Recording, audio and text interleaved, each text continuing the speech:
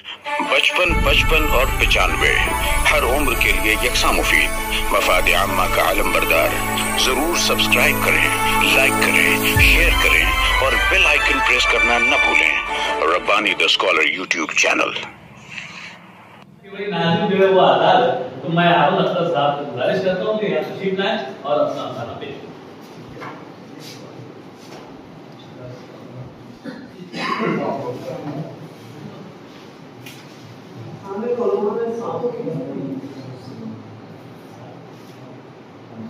ससराहट में जहर घुल गए। जंगल के तमाम जानवर और परिंदे बहुत सतर्क थे, जैसा मकसद थी। सड़े गले गोश्त की भूख दूर तक फैली हुई थी।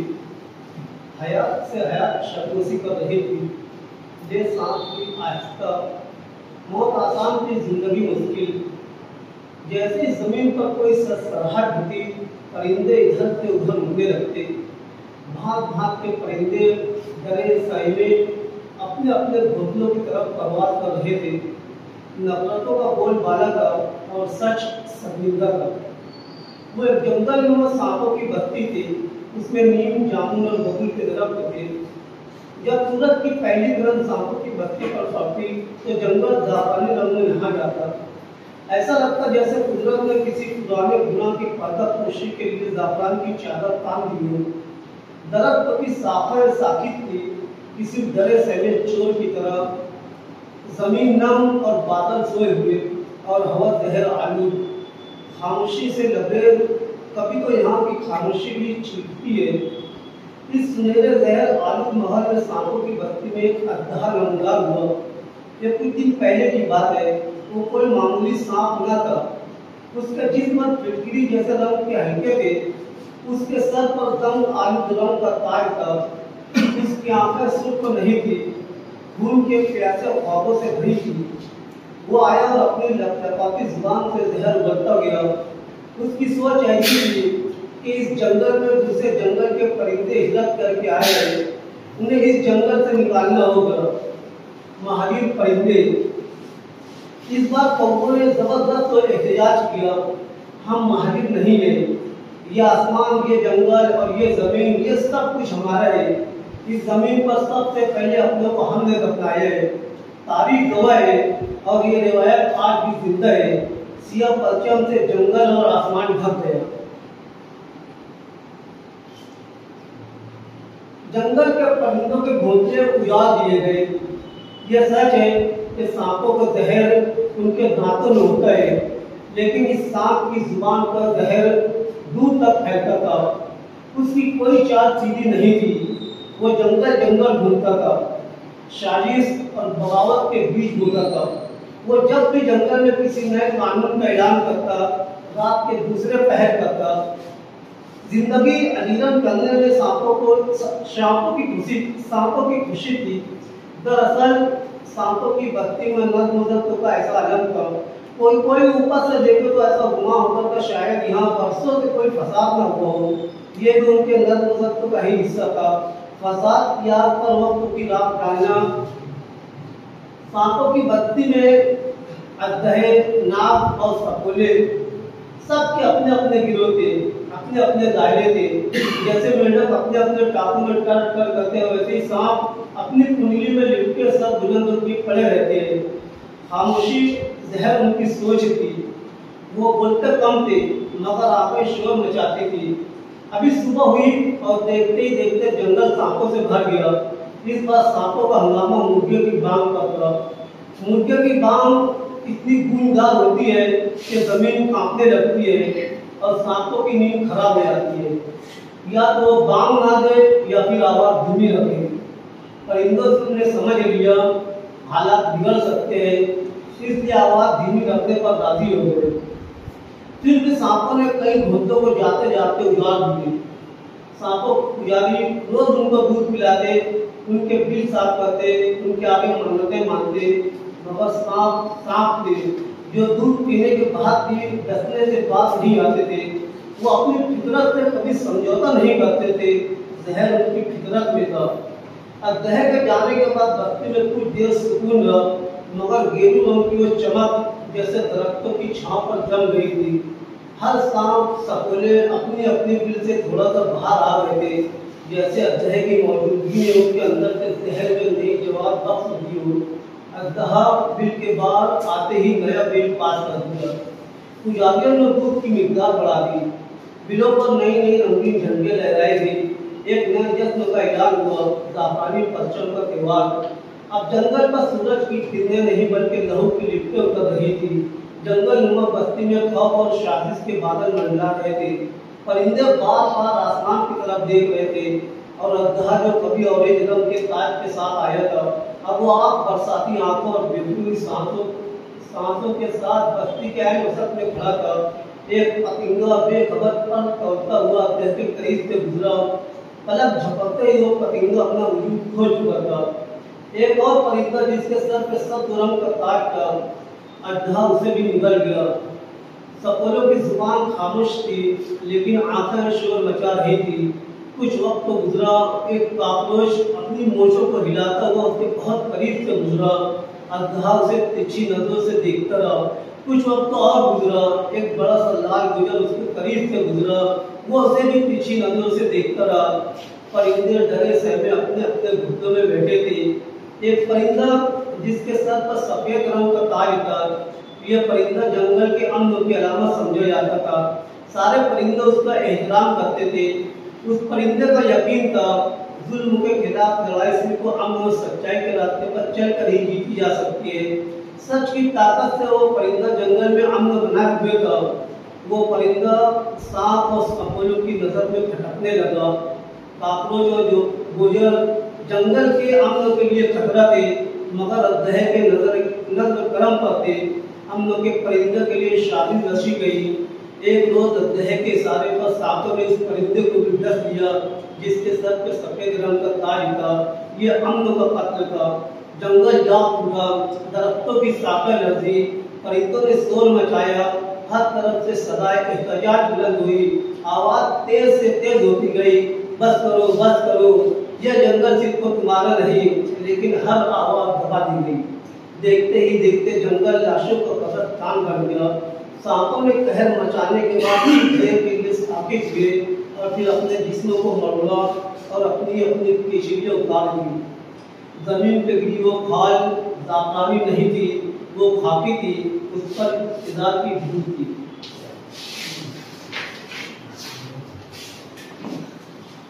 हारून अख्तर साहब के अफसाने पर जो साहबान ने तस्करा करना चाहे वो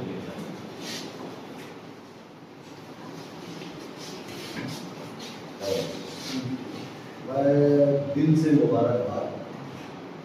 आज बड़ा अच्छा लगा मेरे को अफसाना। जैसे हम लोग शायरी में छोटा मोटा कदम रखे हैं, सर घूमते के इशारे के नायत से शायरी, तो शायद आज मैं आपका इशारा समझा। मुबारकबाद। एक जंगल उन्होंने बताया जो मेरा अपना भारत देश सामने आया। फिर सुबह की जो किरण थी जाफरानी रंग से पूरा जंगल, वो जाफरानी रंग किसी सरकार का नाम ले रहा है। हमारे देश की एक सरकार है और कई वाक़ये हिंदुस्तान में जो रोज धंधा हो रहे हैं कि एक परिंदा सब्ज रंग का, वो अलामत सामने आई कि अभी एक आलिम सब्ज रंग बोले तो एक मुस्लिम रंग का, और वो जो एक अजहा है उसके पास एक ताज है। तो हमारे देश के जो सबसे बड़े रहबर है मौजूदा, उन्हें इतनी प्यारी सब अलामत जहन में होगी थी। और एक सब्ज रंग का जो आपने अमल बताया, ये पैगाम रसूल है, पैगाम रब है। इन्हें हम लोग को अल्लाह ने बताया है कि हदीस की गवाही है कि एक वक्त तो आएगा कि पूरी दुनिया में झंडे अलग हो जाएंगे, अलग सफ़ेद हो जाएंगे। एक वक्त तो आएगा पूरी दुनिया में झंडा लहराएगा। तो बहुत कुछ रोज पहले राज नौकरी साहब को हम लोग सुन रहे थे, बड़ी तशरीह हो रही थी, अल्ताफ जी बहुत अच्छी तशरीह करते हैं। तो वो ज़्यादातर इन्हें कुरान की रोशनी से ही शेयर होते हैं कि नीले पीले, कुरान में यही है कि एक वक्त तो आएगा कि पूरी दुनिया में इस्लाम लहराएगा, एक झंडा होगा। तो उनका शेर था नीले पीले कई रंगों के अलम आएंगे, आखिर में यही हो गया हम आएंगे। तो इनकी जो अलामत वो बयान की है कि वो अमन चाहता था सफ़ेद ताज वाला, और बहुत अच्छे ढंग से, बहुत अच्छे सलीके से तुमने बयान किया।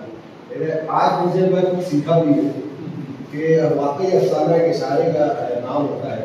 जैसे इससे पहले बहुत से इशारे मैंने समझे तो सर ने बताया क्या ये चीज़ यहाँ से वाकई बात पूरी भी हो जाए, जैसे बोलते हैं ना क्या बात भी हो जाए तो उसके लिए ये क्या होता है अफसाना, सर मैंने समझा पूरी कायनात है, जो दिखाई दे रहा है सब पानी, जो नहीं दिख रहा है वही नहीं।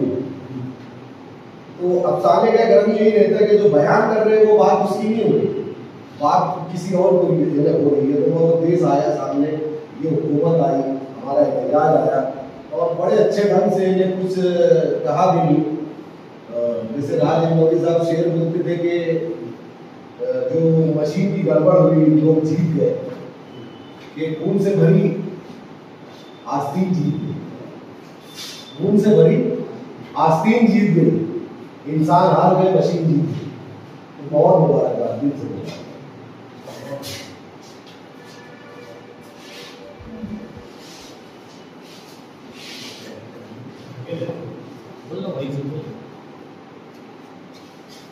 ये अफसाना आजम भाई ने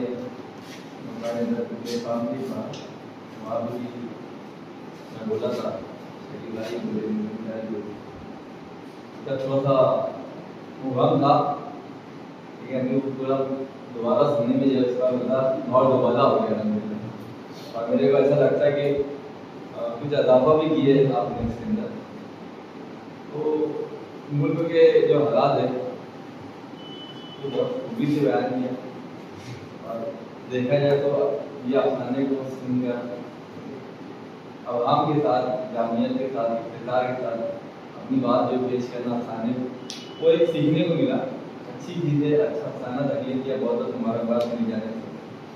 इसमें जो गांधी जी का किरदार पेश किया है उसके अंदर और अजदा जो है इसको दो नजरी जो है दोगलापन, इधर से सब्ज़ परिंदा गुजर गया, सब्ज़ परिंदा गुजर गया, इसको बच लिया, खा लिया, मतलब इंसान को बताया।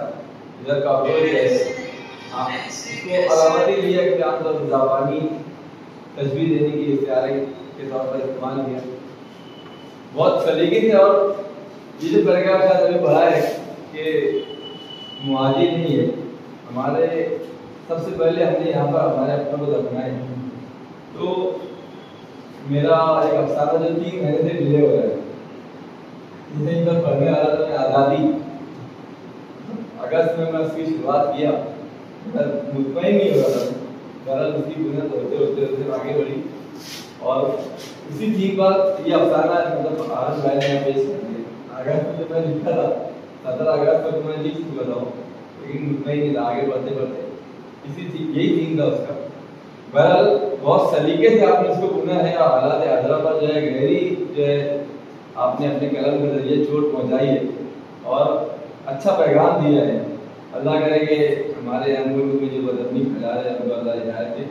बहुत अच्छा खाना आपने पेश किया, बहुत बहुत मुबारकबाद।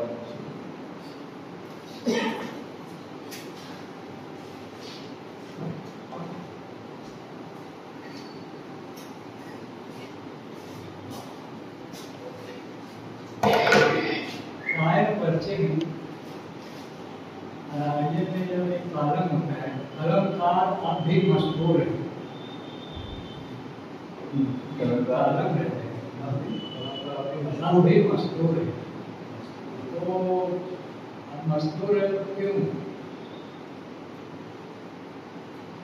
कलमकार थोड़ी थोड़ी बातें ना कहते हुए शायद होता है तो हवा, पहाड़, दरिया, दश्त, अंदर तो मुस्कुराहट लेते हैं और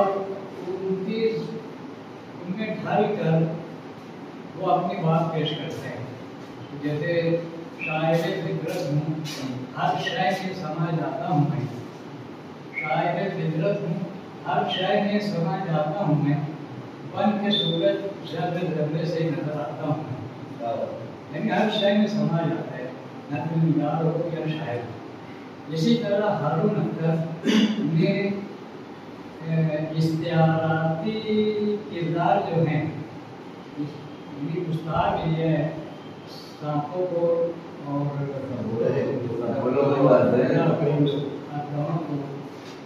मुर्गे को और परिंदे को मुस्ताक ये है अपनी यही बात पेश करने के लिए एक इस्तिआराती बेहतरीन इस्तिआराती अफसाना है। गुज़िश्ता नशिस्त में वो बार बार अलामती अफसाना कह रही है, तो मैं नहीं समझ पाया था। मैं वहाँ ये कह दिया था कि बगैर इस्तिआरे की अलामत अधूरी रहती है, लेकिन इसमें अलामत ये है, इस्तिआरा भी है, एक अच्छी कोशिश है। और आज मैं बहुत तवज्जो सुना और बात पेश करता हूँ।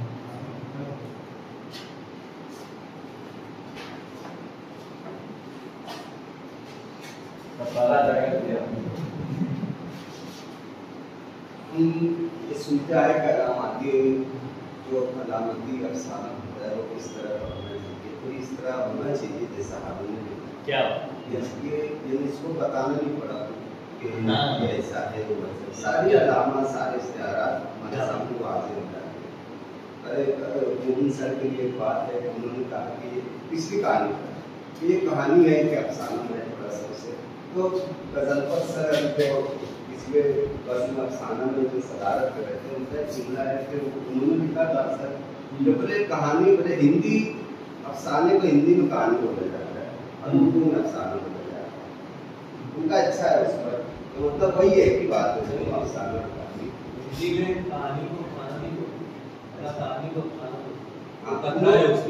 मैं इसीलिए हवाला दिया कि मैं कंफ्यूज था रहता हूँ कि यार ये कहानी है कि अफसाना है। उन्होंने ये लिखा कि यार कहानी इसमें बोली जाती है और इसमें अफसाना बोला जाता है। और हारून साहब का अच्छा अफसाना रहा, ये उनकी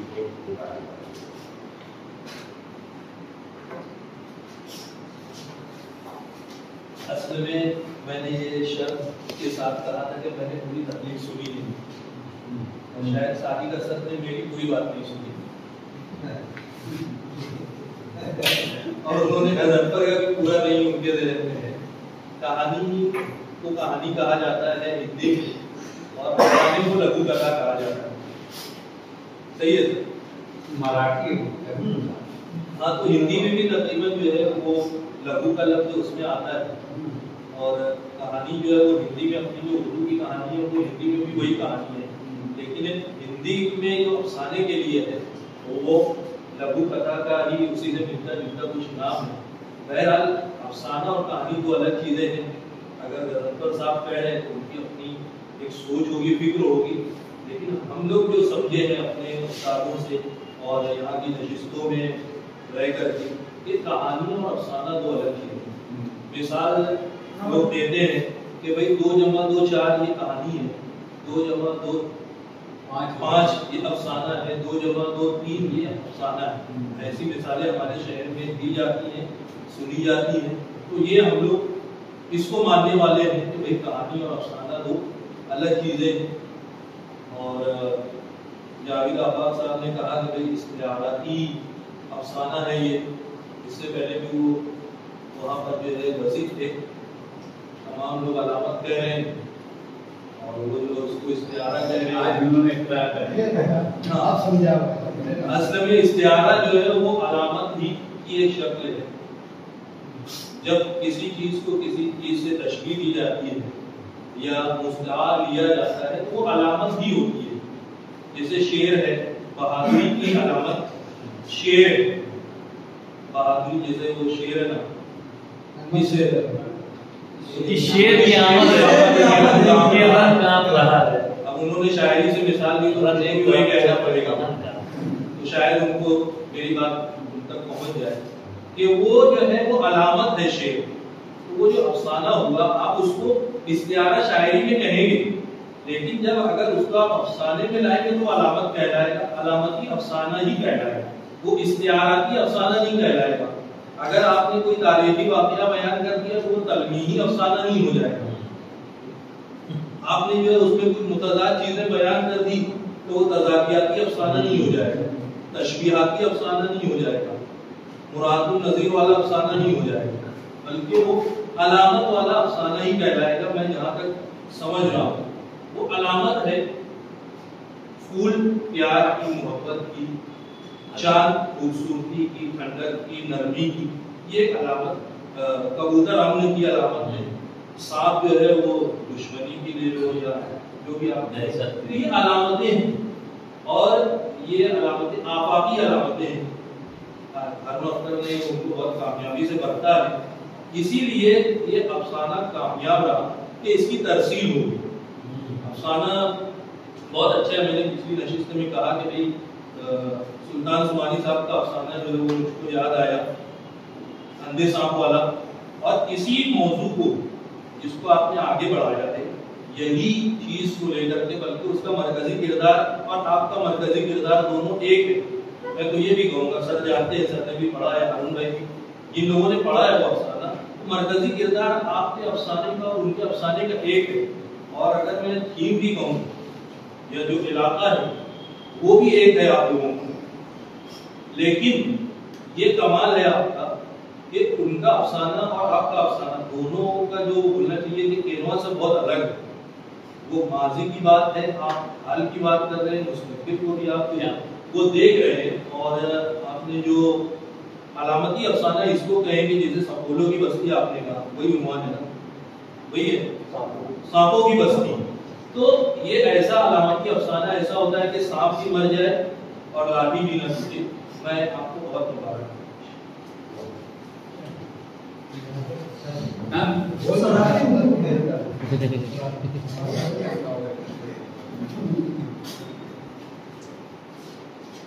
मोहतरम प्रोफेसर मुबीन नज़ीर साहब, अलामत और इस्तिआरा एक ही बात है, ये कहना चाहते हैं, है ना? मैं आपको बताता चलूँ, अलामत वो होती है जो कलमकार अपनी तहरीर के जरिए कारी को, सामने तक पहुँचाना चाहता है, अलामती अंदाज में। अब रही बात इस्तिआरे की, वो अलामती ढंग से अपनी बात पहुंचाने के लिए कलमकार मुस्तार लेता है। जैसे मैंने कह दिया कि वो कलमकार दरिया, पहाड़ तक किसी भी चीज़ में समा मज़ाहिर कायनात में मौजूद किसी भी शय में कलमकार समा कर वो बोलता है, वो मुस्तार देना कहते हैं। जैसे उस दिन ने सुनाया था कि शायद जो अपनी बात पेश करना चाहते हैं ना, तो वो अलामत की बताता हूँ शेर के जरिए कि रिदाए सब्ज़ समीटे गुजर गया मौसम, रिदाए सब्ज़ समीटे गुजर गया मौसम, न जाने आपके बरस किसके घर गया मौसम। देखिए इसमें अलामत क्या है? अलामत शायद का दुख है और उसमें मुस्तार लिया है सूरज को, मौसम को, और वो जमीन पर हरी हरी जो घास होगी होती है उसको लगाए सब ये मुस्तार लिए। ये आप जहन नशीन करें कि इस्तिआरा और अलामत, अलामत क्या होती है, इस्तिआरा क्या होती है। बस मैं ये कहना चाहता था, हारून अख्तर ने जो इस्तिआराती अफसाना पेश किया है, तो इसमें आपने पैगाम देने की कोशिश की कि आज जो मुल्क के हालात है ये आम आदमी की खामोशी का नतीजा है, या जो ये क्यों हो रहा है, ये सवाल भी है इनके अफसाने में। और भरपूर इस्तिआराती अफसाना है, अच्छा अफसाना। सर मुझको भी इजाज़त दीजिए। तबसरे पे तबसरा बंद कर दो। मुखातिब करके कहा इसलिए मैं इजाजत चाह रहा हूँ। ऐसा वो लफ्ज़ के हाँ। अभी सर ने जो बयान किया हमारे लिए वो फायदेमंद है कि कई लफ्ज़ उन्होंने बताया, जैसे वो सरनेम आता है वो चीज़ का अलाफा होगा, फिर उन्होंने इश्तिहारे पे किए, अलामत भी किए, जावेद भाई ने भी किया। मुझे ये बताना है महफिल में कि जैसे किसी बाप के 3-4 बच्चे हो, बड़ा फिर छोटा फिर छोटा फिर छोटा, तो जो जिसको समझता नहीं है सबसे छोटी, आपने शायरी में बहुत अच्छा उनका एक कद है, सबको बहुत अच्छा बेहतर जानते हैं क्या है, मगर वो जब एक बड़ा लड़का बोलता है ना, जैसे अब्बा वो अबू जान लो, तो फिर अबू बोलते नहीं बेटा थोड़ा है, मगर उससे छोटा जब बोलता है ना अबू बता, तो अबू बोलते नहीं वो घोड़ा है। मगर जो छोटे बच्चे होते हैं ना, उनके पूछने में, उनके झगड़े में उन बच्चों का फायदा हो जाता है कि अभी हम ये समझ नहीं पाते। तो ये मैंने बहुत कमाल की होती है, हम लोगों को जिनके बहुत सारी चीज़ नहीं मालूम होती है, आपकी नोक झोंक से वो सामने आती है कि है क्या सही। अब ये महफिल का यही फायदा है। मैं बता दूं कि लोग समझ रहे बोलने आता हूँ, मैं बोल के असल में सीखने आता हूँ। जैसे मैं कहीं ना हूँ तो सर समझा देते हैं, जैसे मैं बोल दिए कि गधा, तो फिर एक वालिद ही होते हैं, इल्म जो होता है ना कि बाप की जगह चला जाता है, तो ये वालिद ही होते हैं सब जो बोलते नहीं ये बुरा है।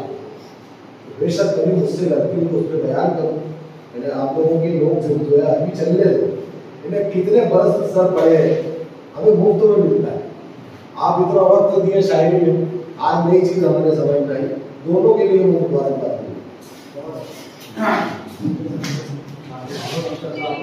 एक अफसाना पेश किया है, वो इस नशिस्त में तकरीबन 20-22 साल से आ रहे हैं, तब पेश कर रहे हैं, अभी काफ़ी तवील अरसे से उसने कोई अफसाना पेश नहीं किया। आज उन्होंने अफसाना बेहतरीन अफसाना पेश किया है, और पहले जैसे ज़बान भी साफ थी, धीरे धीरे बहुत अच्छी होती गई। तकरीबन 300-400 अफसाने वो लिख चुके हैं, बगैर एक मजमूआ शायर हो चुका आपका। तो उनको पूरी गिरफ्त जाएगी, उनका जो अफसाना होता है वो अफसाना ही होता है। तमाम आलमान जो अफसाने के उसके अंदर मौजूद है, उसी को अफसाना कहेंगे। इधर कहानी से अपन डिफ्रेंशिएट करेंगे, अलग करेंगे, तो कहानी के अंदर वो सारी चीज़ें नहीं होंगी जो अफसाने में होती है, मतलब दीगर जो उसको बयान कर चुके हैं इनमें फ़र्क क्या होता है। मैं तो अच्छा अफसाना पेश कर मुबारकबाद पेश करता हूँ। एक लफ्ज़ जैसे है फिजा मुकद्दर थी, तो आप मुकद्दर जैसे पढ़े तो मुकद्दर होना खराब होना, लेकिन अफसाने से मुबारकबाद पेश करता हूँ। मेरा सारे तरफ से मुझसे मतलब बात नहीं होना चाहिए, खाली हल्का सा एक तरफ से।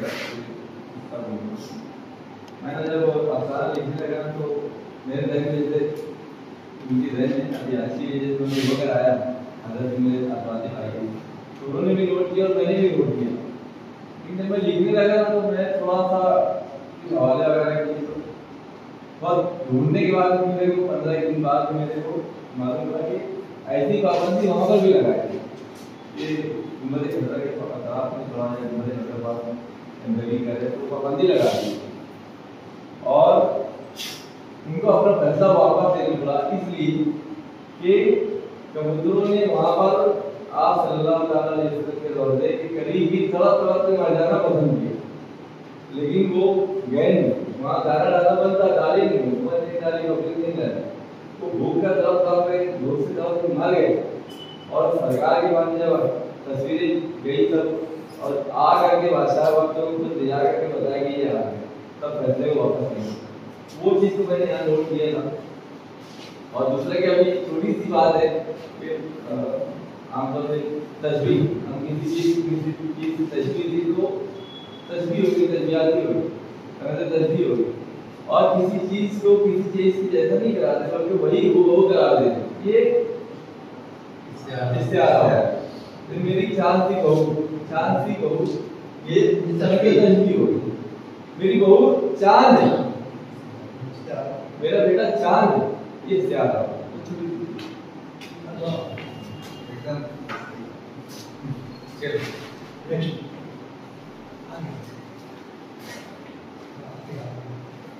वाकई में अच्छी गुफ्तगू चल रही थी इस्तिआरा और तकरीबन अलामत पर। वाकई में मैं तो हमेशा कहता हूँ कि आज़ाद नसीहत ये वो प्लेटफॉर्म है जहाँ पर सीखने सिखाने का अमल होता है, और हम सब जो है तालिब इल्म की हैसियत से यहाँ पर आते हैं। कभी हम स्टेज पर होते हैं, कभी हम सामने होते हैं, तो बहरहाल सीखने का अमल हमारा जारी रहता है। आप लोगों से गुजारिश है कि आप लोग ये सीखने सिखाने का अमल जारी रखें।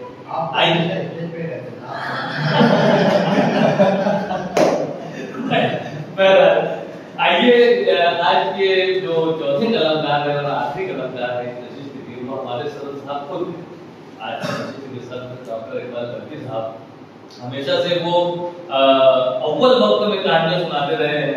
अदब अतफाल जैसा कि हमारा एक शोबा है और हम शोबे को अव्वलियत देते हैं कि पहली कहानी अदब अतफाल करो, लेकिन आज चूंकि हमारे सदर डॉक्टर इकबाल बर्की साहब हैं और सदर की हैसियत से यहाँ पर मौजूद है, तो मैं उन्हें बड़े अदब से आप लोगों को गौरव करता हूँ कि वो अपनी कहानी पहले पेश करें, उस पर तबसरा होगा और उसके बाद वो सदारती किताब। ये कहानी जो है बच्चों की दुनिया भी जो आई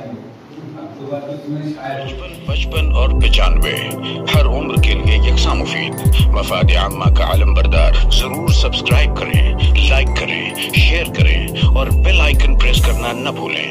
Rabbani the scholar YouTube channel. Rabbani the scholar YouTube channel इल्मी, अदबी, दीनी, मिल्ली, समाजी, सकाफती, तहजीबी, फलाही, तिब्बी, फन्नी, माशी, तिजारती, माशरती, इंतजामी, इनकलाबी, तहरीकी, तहकीकी, तकनीकी, तफ्तीशी, तामीरी, तालीमी व मालूमाती यूट्यूब चैनल जरूर सब्सक्राइब करें, लाइक करें, शेयर करें और बेल आइकन प्रेस करें। Rabbani the scholar YouTube channel.